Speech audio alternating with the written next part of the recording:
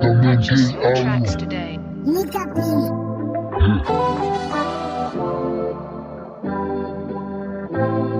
What is this studio? It's a classic family record.